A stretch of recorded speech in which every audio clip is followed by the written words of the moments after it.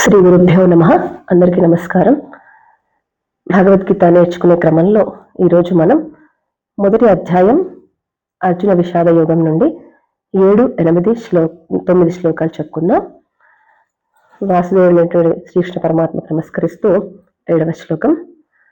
అస్మాకం తు విశిష్టాయే తాన్ నిబోధ ద్విజోత్తమ నాయక మమ సైన్యస్య సంజ్ఞార్థం తాన్ బ్రవీమితే.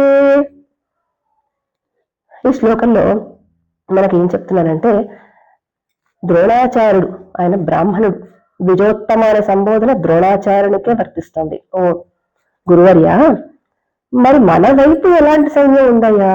ఇంతకుముందు వరకు పాండవుల సైన్యాన్ని బేరీజు వేసుకుంటున్నటువంటి దుర్యోధనుడు మరి మన వైపు ఎవరున్నారనేది కూడా చెప్పాలి కదా గురువర్య.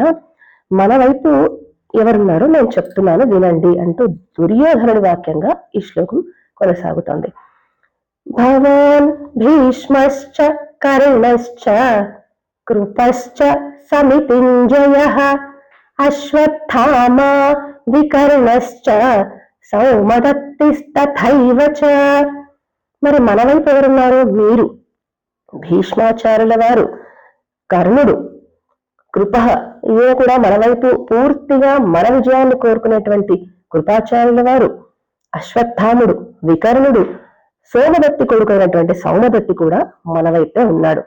ఇంకా ఎవరున్నారయ్యా అంటే, అన్యే చ బహవః శూరాః మదర్థే త్యక్త జీవితాః నానా శస్త్ర ప్రహరణాః సర్వే యుద్ధ విశారదాః.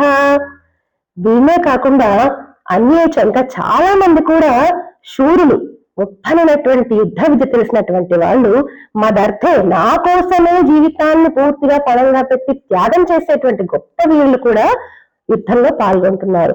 నానా శస్త్ర ప్రహరణాః సర్వే యుద్ధ విశారదాః. అన్ని రకాలైనటువంటి యుద్ధ విద్యలు అన్ని తెలిసినటువంటి వాళ్ళు నా కోసం, నన్ను అంటే నా వృద్ధిని కాంక్షించేటువంటి గొప్పనటువంటి మహావీరులు కూడా నా వైపు ఉన్నారు ద్రోణాచార్య అని దుర్యోధనుడు ఆచార్యుల వారికి తన యొక్క సైన్యం గురించి వివరిస్తున్నాడు ఈ శ్లోకంలో.